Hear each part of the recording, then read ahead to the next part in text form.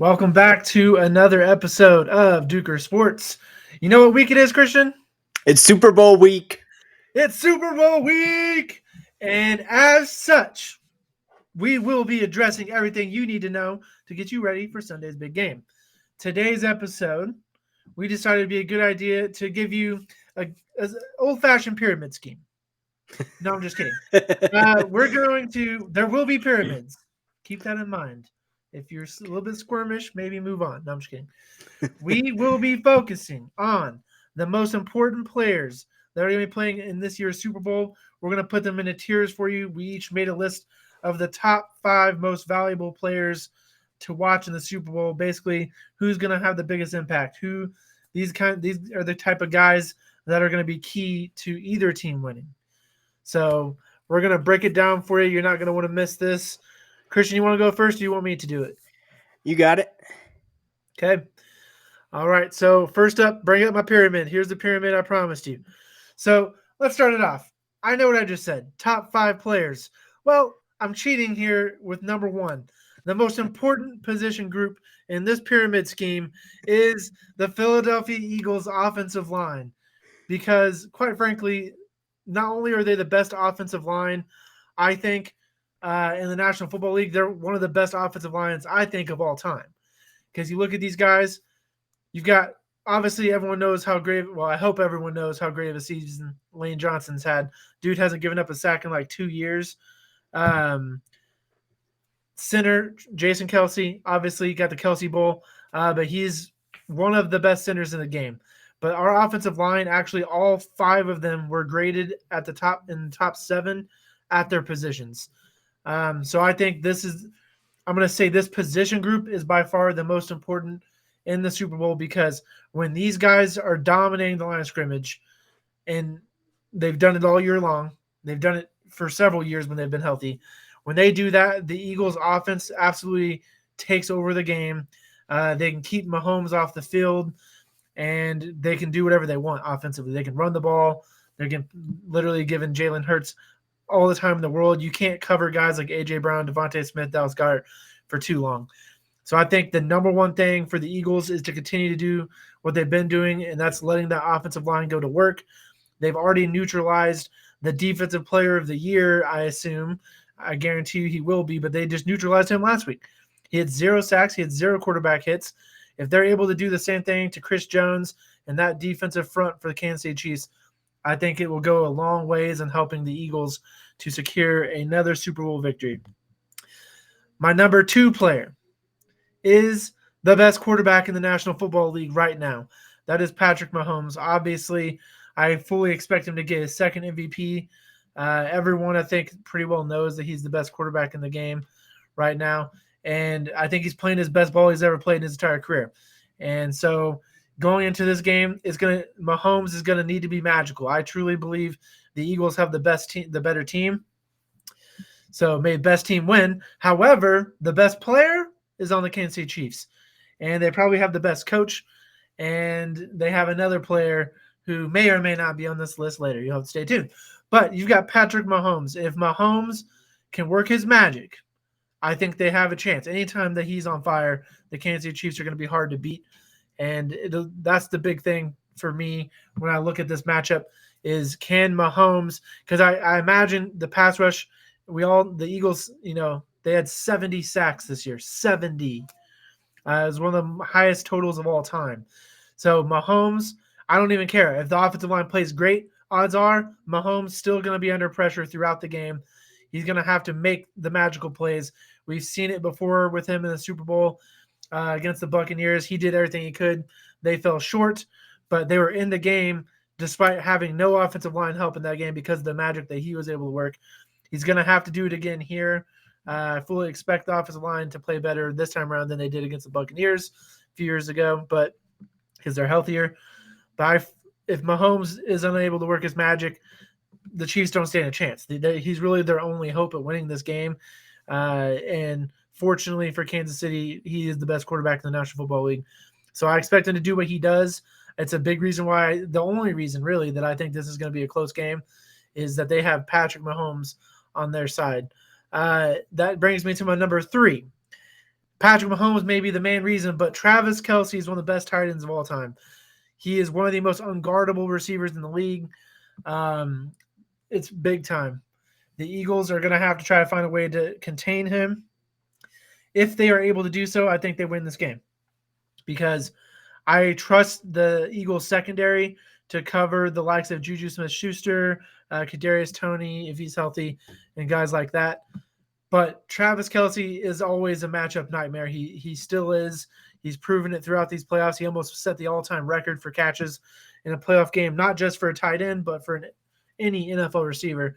The guy is absolutely a monster, and there's not much you can do. So, obviously I think Mahomes, get him under pressure.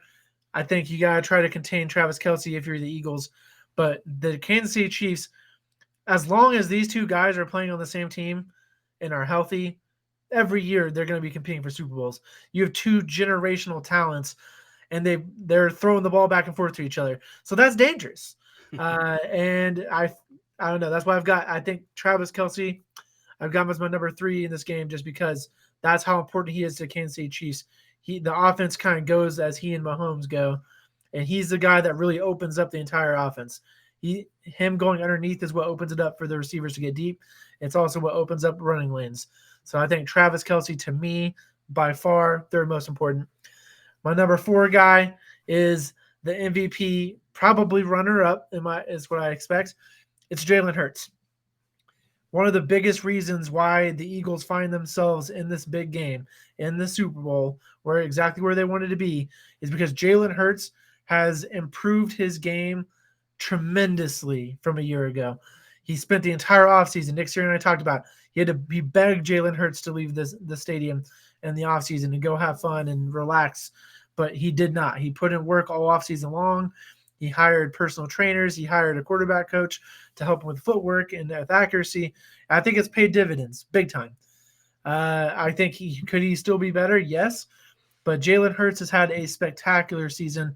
And we saw, I even kind of questioned at one point, I'm like, couldn't most quarterbacks succeed with an offense that features the best offensive line in the game and the second best receiving core? And we saw Gardner Minshew come in, who's had tremendous success at times in his career. And he played okay, but the Eagles lost both games in which he started. I think that's a testament to just how important Jalen Hurts is to this team.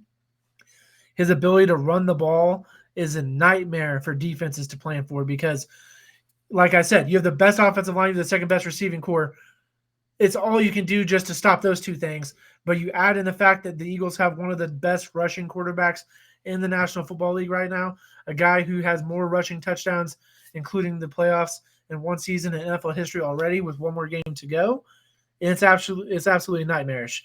The Eagles are kind of loaded on both sides of the ball, but Jalen Hurts is a big reason why the offense is playing as well as it is. He limits turnovers and can kill you with his arm or his legs, and just dangerous. So I've got my runner-up for MVP. That's my choice at number 4. And number 5, a lot of people probably don't even know who this guy is. It's TJ Edwards. If you want to know how good he is, just go read anything that Pro Football Focus has put out about him this year. This guy was an undrafted free agent who has fought every single year just to make this roster.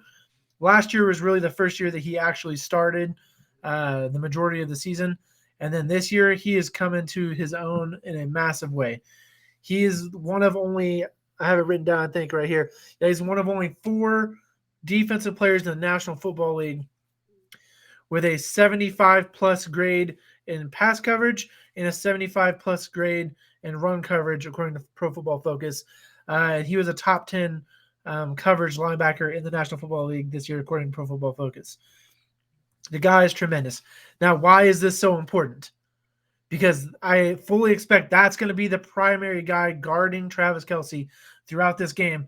Now, I'm not insane. I don't think he can do it by himself. Obviously, I fully expect them to. My guess is they're going to throw the kitchen sink at Travis Kelce. I'm going to guess they're going to be, probably chipping him off the line to slow him down. They're going to be very physical with him within 5 yards to keep him from getting comfortable in his routes. They're probably going to bring a safety over the top. They're going to do all kinds of things to throw Kelce off in this game. and you have to when you have a guy that's as great as Travis Kelsey. But TJ Edwards is going to be the primary guy. I guarantee you, lining up on Kelsey throughout the game, and he's gonna have to play great to keep the Eagles. I to help them win this game. Basically, I think this is going to be a shootout, honestly. And if you look at it, I have one defensive player listed here. Now, obviously, there are some other people we left. Like you could honestly, every player that takes the field in the Super Bowl is going to be vital to their team's success. But you look at, because I struggled, Christian, because I wanted to put these defensive fronts, both of them, on there because I do think whichever team, when I look at these two teams, they're basically the same team in some ways, and it's that they both have tremendous pass rushes. The Eagles are number 1 in the league with 70. I think the Chiefs were number 2, and I think they had 55 or 56. But I think it was 55. Yep. So you have the top 2 pass rushes in the National Football League. You have 2 tremendous receiving cores. You have 2 quarterbacks who are MVP candidates. You have 2 really good offensive lines. And I actually think a lot of people know how deep the Eagles defense is, but I don't think a lot of people consider how deep the Chiefs defense is. And it's because it's a lot of younger players that maybe people aren't familiar with. But I've been extremely impressed, honestly, throughout the entire season with how well this defense has played for Kansas City. And I fully expect them to be on their game. These young guys in the secondary blowing my mind. I think they're pivotal. I wanted to have one more because I do think anytime you have I didn't want to put 2 position groups, but when you have a group that gets 70 sacks, I wanted to put them, and you could easily put the Chiefs offensive line for the very reason. So I do think every position obviously is vital, but to me, when you look at these matchups, I think the guys I've got listed here are going to decide this game on Sunday. And I think it's going to be one heck of a game at that. Hey, I like your pyramid scheme. I think I might buy into it. Yeah. Yes. Here's my pyramid scheme. I actually have a product to sell you, so the Better Business Bureau and the FTC aren't going to be breathing down my neck here. I'm going to take sort of the opposite route. I guess my standard was if these guys don't play well, their team loses. And the first position group that came to my mind was the Eagles D-line. If they don't get after Patrick Mahomes, I see a very long day for that defense, and I think the Chiefs come out on top if the D-line underperforms. I know that Hassan Reddick is really a linebacker, thanks to Dylan before the show. But the rest of the guys are on the D-line. You got 4 guys on this team that are their pass rushers that have 10 plus sacks on the year. I think actually all of them have a minimum of 11, I think. You can correct me if I'm wrong there. But this is one of the most prolific pass rushing groups in the history of the NFL. They just like Dylan said earlier, they had 70 sacks, and the next closest was 15 sacks behind. And that's just sacks. That doesn't count, their pass rush win rate, their QB hits, their QB knockdowns. That's just sacks. This is one stat that they have absolutely dominated with. And I'm going to be honest with you. This terrifies me. My next player is obviously the MVP, Patrick Mahomes. If he doesn't play well, the Chiefs have no chance. It doesn't matter if everyone else plays to their highest peak. If Patrick Mahomes doesn't, we have no chance. The next episode, I will probably get into how prolific top to bottom this Eagles roster is. And how the odds, I think, in my opinion, are actually stacked against the Chiefs because of how good the Eagles are in basically every area of the football. But the equalizer here is Patrick Mahomes. He's the best player in football right now. He's been the best player in my opinion for quite a few years now. And he's tagging along right alongside Andy Reid, who's the best coach. And normally in Super Bowls, best QB coach combination wins. But it's pivotal, but that the QB plays well. And to me, this team goes as Patrick Mahomes goes.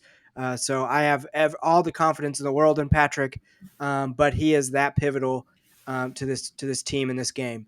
The next people I have really are the Chiefs' offensive tackles. I think Orlando Brown Jr. has received scathing criticism from the Chiefs faithful, but I think it's warranted. He's actually not played that well against top level pass rushers.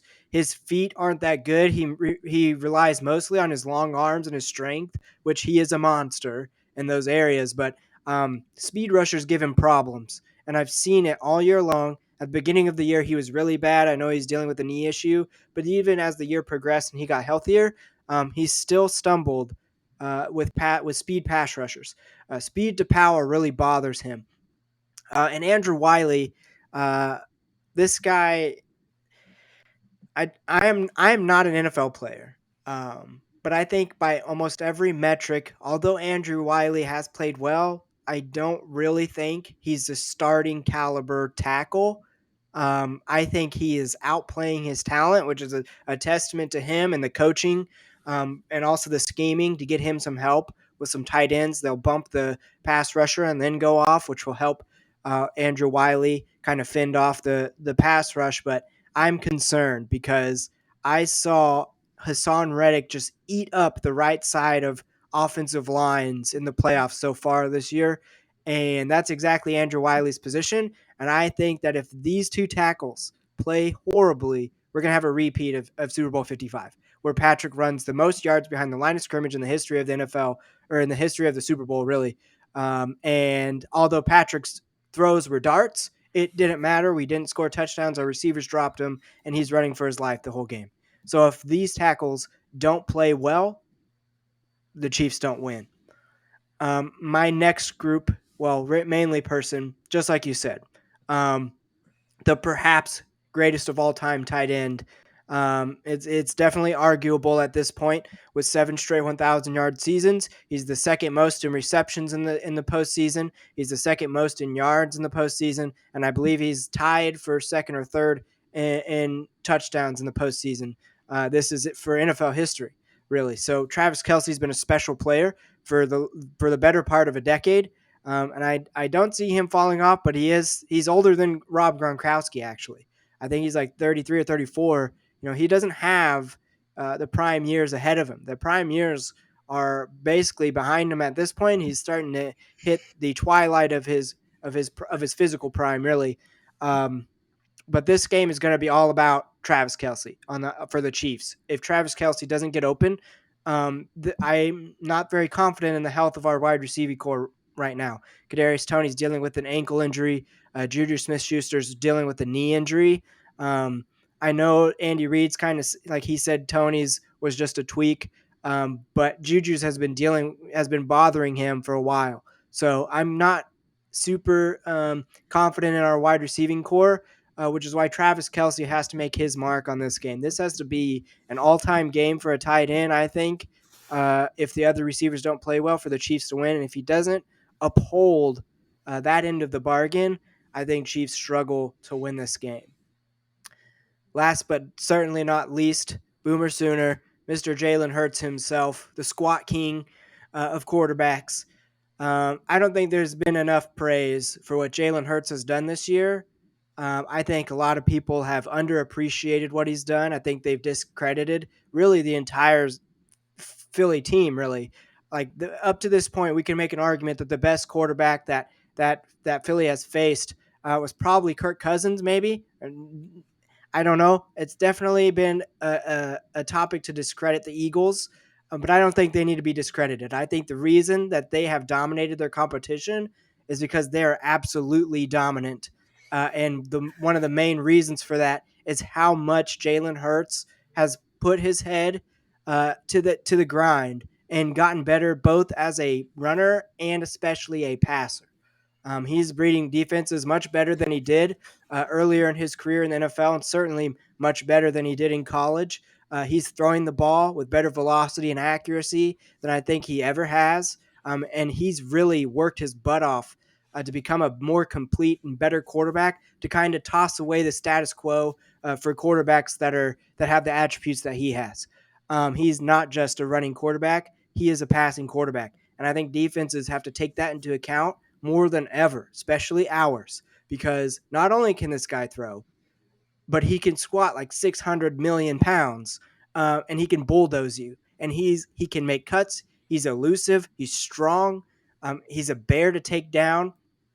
I think that if Jalen Hurts, though, doesn't play well, I don't think they score enough points to match with the Chiefs. I think if Jalen Hurts doesn't play well, this is probably going to be a defensive game, in all honesty. So I think that the Eagles need Jalen Hurts to perform at least to the level that he did against the 49ers. I don't think Jalen was all that healthy for the 49ers game. I think his shoulder's still ailing him. But you know what? He didn't turn the ball over, and he ran well, and he scored some touchdowns.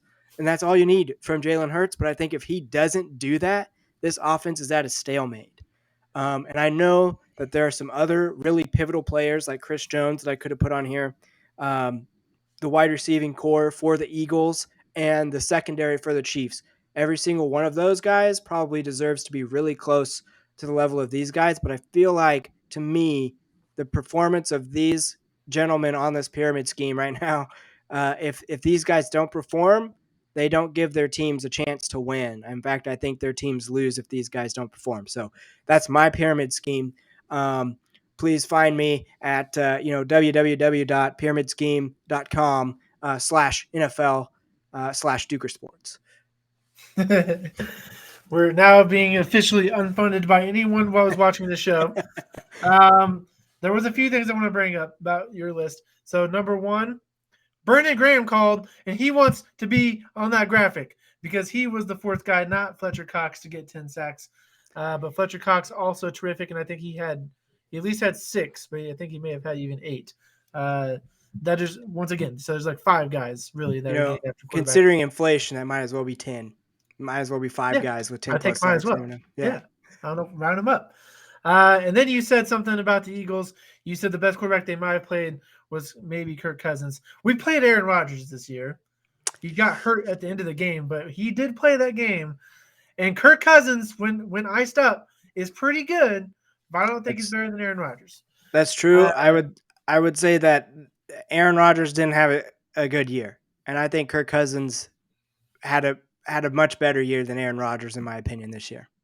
Yeah, I actually think that the two quarterbacks I think the Eagles had the hardest time with this year was actually Jared Goff, who had a phenomenal year. He did. And then Justin Fields, who almost led the Bears to victory, terrified me. I knew that was going to happen, but what he can do with his feet is incredible.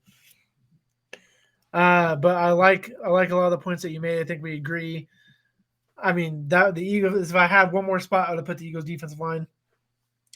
But I agree with every comment that you made. You talked about Patrick Mahomes and the impact he's going to have in this game, and it really is all going to come down to him. And I think it will be. When you were talking about we both mentioned the Buccaneers Super Bowl. And I think what we're seeing here is very similar to that game. I do think the Chiefs' offensive line is going to be a little bit outmatched in this game. And then I don't know if you remember, but the Buccaneers secondary that year was number 1 in the league. And the Eagles secondary this year is number 1 in the league. They're the number 1 pass defense in the National Football League. They're loaded pretty much across the board back there. And then the pass rush only adds there's a reason why they're getting so many sacks, and it's because the coverage is fantastic back there. And so I think this year, the way Patrick Mahomes has played, he's been making good decisions. So I think if he can throw the ball away, live to fight another down, because I think when you look at teams like this, these teams are prolific. They've scored the exact number of offensive points when you add in the postseason, which is absurd. And the number is like in the mid 500s. I think it was like 546. 546. Mm-hmm. Yeah. Wow. That's incredible. These teams are both insane on offense, and then they're both really good on defense as well. If I had to give a lead one way or another for the Chiefs, why I think that they might win this game, obviously it's kind of like what you said, which is another point I want to bring up. You did say more often than not that the best quarterback coach duo wins, and Tom Coughlin and Eli Manning are much better than Bill Belichick and Tom Brady, and everyone knows that. Everyone knows that. No, I think the reason why they were able to win those Super Bowls was because of their pass rush, and that's the thing that to me, and then I didn't even put them on the list, so I couldn't agree more with your number 1 with the Eagles pass rush, because if you can, that's kind of their key to neutralizing everything the Chiefs are going to try to do on Sunday. And the Chiefs have their offensive line has been pretty fantastic, honestly. You talk about Orlando Brown or Zeus, how big of a monster that dude is. And I don't watch enough Chiefs games to know. Actually, I had DirecTV this year. DirecTV, I'm canceling you because you didn't even have CBS, so I couldn't even watch Chiefs games when I wanted to. So I haven't gotten to see a ton of their games. I have seen them play in the playoffs. I think Orlando Brown has played extremely well, actually in the playoffs, in my opinion. At that, and especially when it comes to run blocking, you do not want that guy lining up across from you. But it's funny because both of these teams, again, I think they're very similar because neither team has a prolific running back or run like the Eagles' running game is tremendous, and the Chiefs' running game has been pretty good in the playoffs. But you have like Miles Sanders and Pacheco. I think they're both very underrated running backs, but they're not. You're not looking at either team that has a top 5, probably even top 10 running back right now in the National Football League. Miles Sanders was, I think he finished 5th in the league in rushing this year. But I think when you have an offensive line like the Eagles, I think that's probably the key factor in their running game. But yeah, I think I look at these teams and this matchup. This is why I wanted this matchup. Like, I don't think it gets any better than this. You have the top 2 pass rushes in the league. You have the top 2 quarterbacks in the league. You have a guy who's a defensive player of the year candidate. And on the other side, you had any number of people who could have been, but weren't added to that list.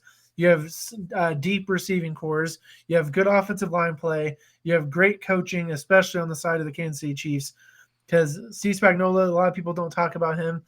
That dude has led some very talented defenses in his day. And I think he's by far getting the most out of these Kansas City defenders. You look at the roster, like they're so young on that side of the ball. And there's not a lot of guys like big-time names. Like I know Nick Bolton is a big name in Missouri because he went to college here and then he went to the Kansas City Chiefs. He's a good player. But I think you put him on other defenses and he doesn't stand out as much. But I think it's just a testament to the defensive coaching by the Kansas City Chiefs where they're able to just rotate. They've had to deal with so many injuries, especially in the playoffs, in the secondary, and they're throwing guys back there. I don't even know who they are because they just came into the league. Some of them have hardly even played snaps in the regular season. They're getting thrown back there. They're not only succeeding, they're thriving in the secondary, which is incredible. I think these are without a doubt the top 2 teams in the National Football League, like this year. I think you got the big 3 in Kansas City, and I'm talking about Mahomes, Reed, and Kelsey. You have 3 of the all-time greats at what they do, and then you have the best all-around team in the National Football League going head-to-head. I'm excited for this game. I'm excited for Wednesday whenever we make our predictions, and we're going to go very much in depth. I know we're talking about a lot here, but it's media week. It's media week. It's Super Bowl week. Yeah, we're going to talk about this all week long. So, no, I'm super excited. I think this might be one of the best Super Bowls of all time, and I'm not just saying that because it's our 2 teams.